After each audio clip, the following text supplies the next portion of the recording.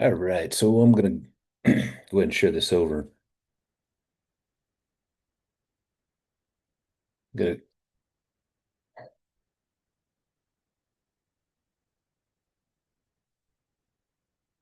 get a good topic today, and this is a topic that I think is one of the most impactful components that uh, we can talk about or we can really work on is more about the mental side of things, mental aspect or mental edge, managing pressure, detachment, rewriting belief systems, emotional resilience, integration, integrity. Because many times what I've seen, this is the main component to put all the pieces together. So what I'm going to touch on here is uh, having that mental edge. What does that really mean? What areas that may be impactful to you, and maybe areas that you are currently struggling with, or maybe have not thought about from the mental standpoint. So what we really want to focus on is the emotional mastery. How do you control that emotional response? Identity-driven behaviors. What does that look like? Have you identified those? Uh, and then presence under stress, pressure, whatever that looks like for you, and how do you respond in those situations? It determines how we perform when life applies weight or when shit happens. So, this is a thing that I really, over the years, have had to work on, and I still, in certain situations, I still have to work on and understand my mental emotional response and making sure that I control my state and respond in a way that the future me or my identity now, and how it serves me. So staying grounded under pressure, chaos. What does that look like? Pressure doesn't break us. Unmanaged emotions will. You know, chaos reveals components. It may be your emotional bandwidth, you know, how far are you stretched, your nervous system health, where are you at? I mean, if you're ticking pretty high and under that pressure component and not controlling your central nervous system, it will show uh, in a multitude of ways. And then identity structure. If you're grounded, you stay clear why others panic, and you can respond why others can't. So that's why these aspects are very important, and some of the areas I think we as men probably need to work on more and be aware, because these are some of the default patterns I used to struggle with, and anger and frustration and overreaction. I could say I've done all these components. So overreaction, so anger, impulse, action. Typically, that's not going to serve anyone because if you are able to control your state, you can make a better decision. Some guys will shut down, freeze, avoidance in certain situations, numbing, food, alcohol, other things such as porn. We see that with guys. Projection, blame others. So pressure is always going to amplify and identify leaks in our armor. It just will. So tools for staying grounded and being able to make better decisions, show up a different way, control your state, learn how to control your central nervous system, breathing in through your nose, out through your mouth, diaphragmatic, box breathing, control your state. Inhale four, exhale six.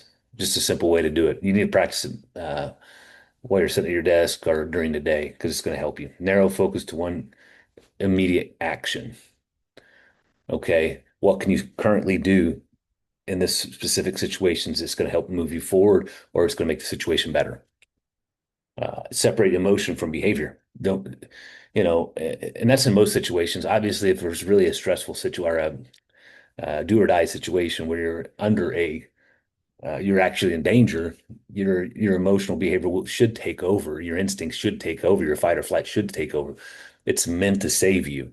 Now, In other situations, many times we have that separation from behavior and make a better decision because we can control our state. Okay. Ask what is required from me right now, what's going to be the best outcome for me and or the situation.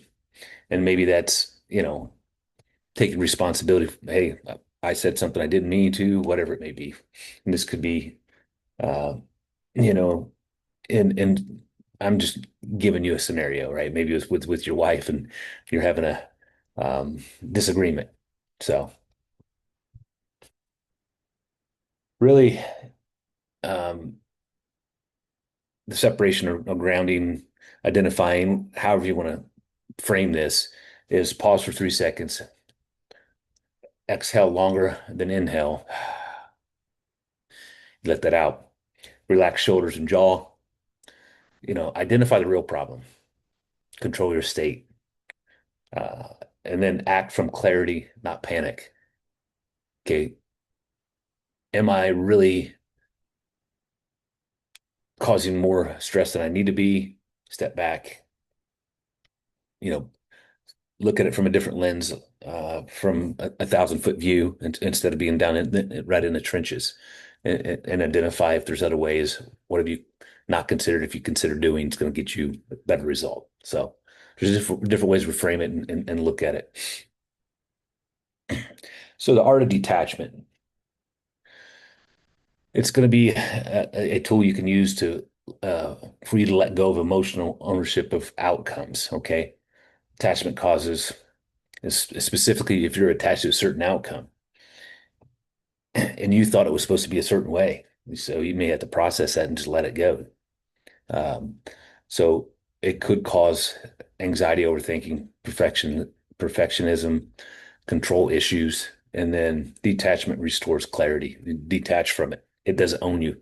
It's not who you are. Okay. It's a situation. It doesn't define it. So there's just different languages you want to use around that.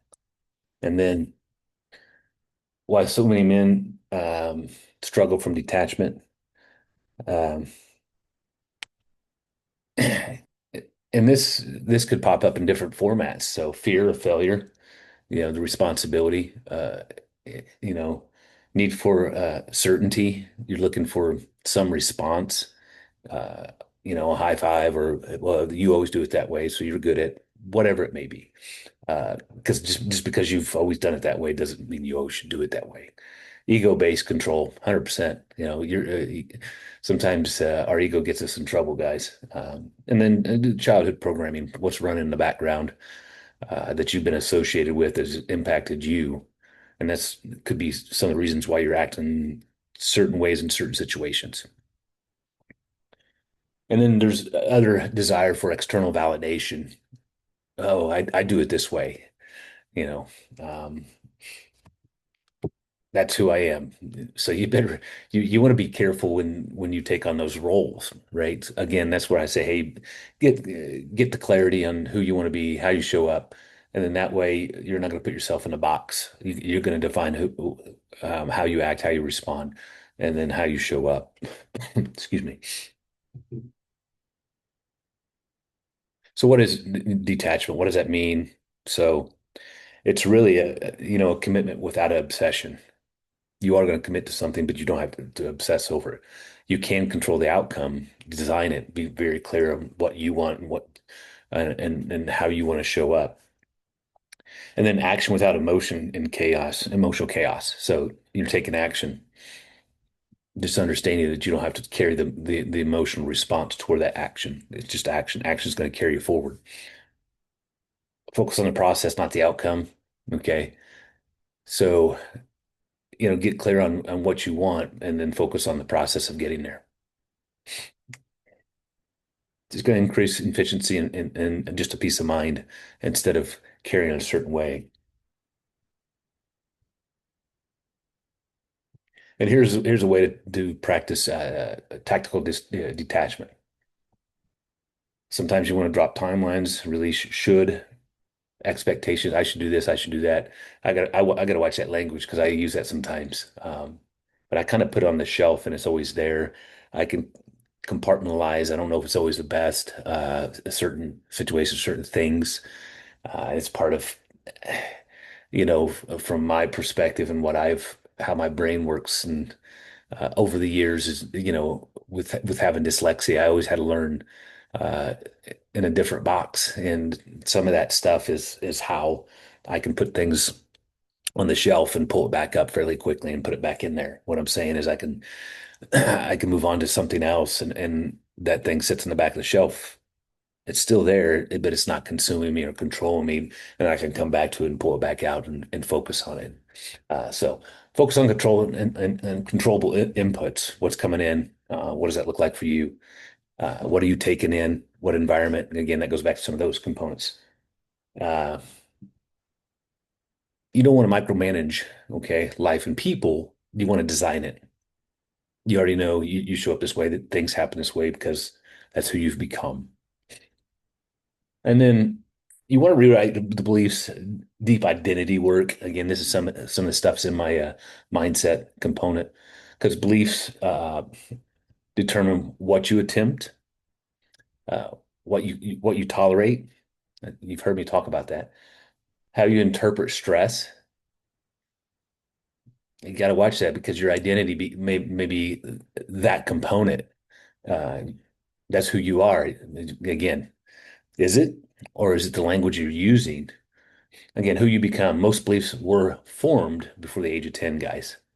So sometimes we have to rewrite some of those patterns. Again, I had to do a lot of this work. And I'm still working on it, because some of these patterns and identities and thought processes continually pull up, and I have to kind of reframe and rewrite them. But being aware and emotional and no emotional attachment to it is some of the work. The belief system can come from childhood experiences, positive, negative, or a combination. Parental messaging, how they communicated to you what their belief system was and is and has been. Uh, the thing that the good statement that Aaron and I use now, our parents were doing the best they could with the resources they had. That doesn't mean it was right or wrong. It was just they were doing the best they could. So social expectations again, and then maybe past failures. Again, that's feedback in some format, and then emotional wounds, things that emotionally happened to you that you experienced that made you feel a certain way that you may still carry today. These are things that we hear and see, and I've seen them communicate. They're all over the place in this land, the matrix of programming. Uh, I'm not enough. Success isn't for me. If I slow down, I fall behind. What if you slow down to get ahead? It's not this or that. It could be a win-win, a 1-1 instead of 0-1. So I always screw up. I must be perfect. You probably want to reframe and rewrite some of these language patterns, or if you hear these language patterns or you hear these thoughts, you want to reframe them into a what do you want instead format, or a win-win format. So I probably already just punched ahead of this screen here. The belief rewriting framework: identify the belief, trace the origin if you can, challenge the evidence. Is that true? How I feel, is that true? Is it really true? Identify and extract the emotional response, replace it with identity, truth, and present. Because again, if it's a program running, it doesn't mean it's necessarily true just because you've taken it on. Reinforce with repeated aligned action. Okay. Identity, and these are just examples. You can use them in all different formats. I rise under pressure. I perform. I'm a performer under pressure. What is pressure? It's created most of the time. Uh, I grow through adversity. What is adversity? It's different for each person. Okay. I choose discipline over emotion. I would say, I control my emotional state, allows me to make discipline responses. I operate from a standard, not a feeling. Yeah. Because sometimes you let feelings give you feedback that's going to be a negative response. And it's a loop. feedback loop. And then sometimes we repeat that. So,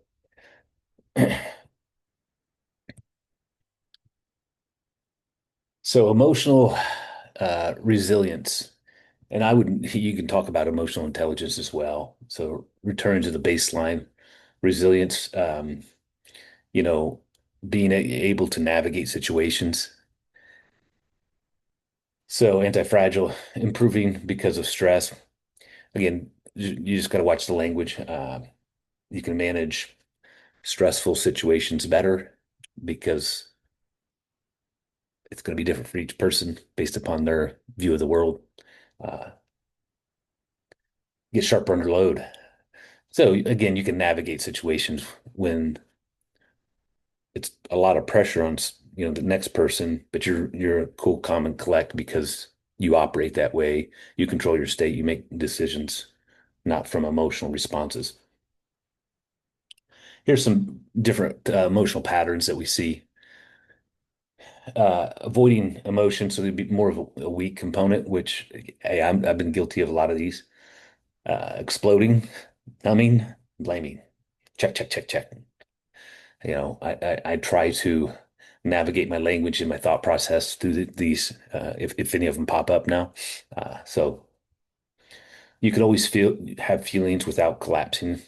You want to do some self reflection, navigation to see what's truly going on, and regulating in real time, responding in real time, responding instead of reacting. It's a response. It's a communication. Okay, using stress as training. Put yourself in a environment where there's a lot going on, a lot of noise, blah blah blah. Background, and see if you can focus and still communicate and stay calm in that situation. You can if you consistently practice that.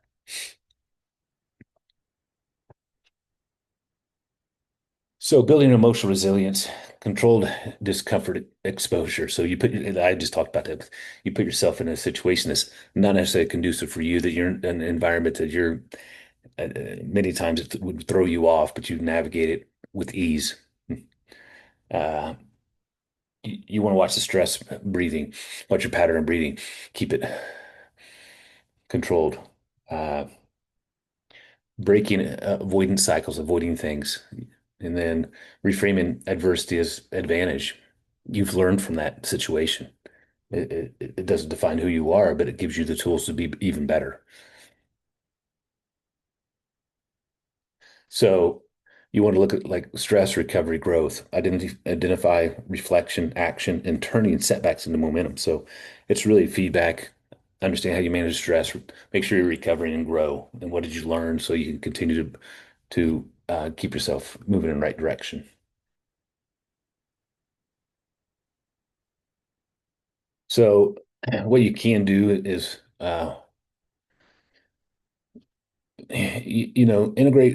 integration some of these tools within what you do on a weekly basis. Reflecting and recalibrating is important, even in situations. So where where's pressure revealed? What did it look like for you? You don't have to frame it in weakness. I would reframe it in, okay, what's the emotional response? What can I learn from it? Once I learn from it, I can move on. What's the lesson? So what you believe, you can reframe, rewire, rewrite the thought process, how you practice detachment, how you respond emotionally, what identity you embody. Again, getting clear on how you show up. What does it look like for you? So these are just integration prompts and identity. This is here at the end. Ask what did stress teach me? What was the feedback? Again, you're gonna hear me say a lot. What beliefs should I be shifting or should I shift?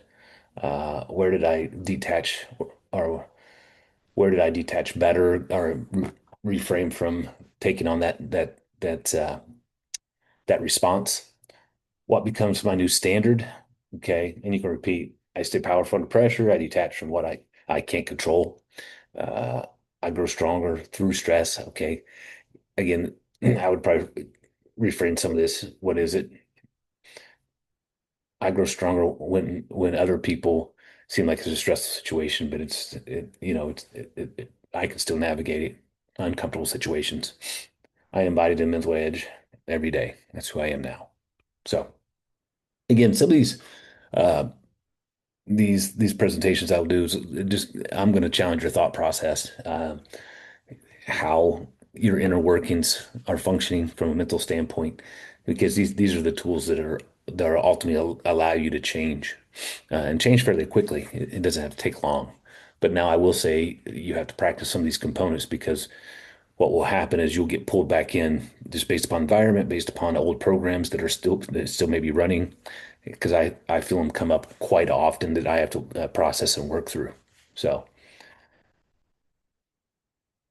hopefully this helps. If you have any other questions, guys, hit me up in the app.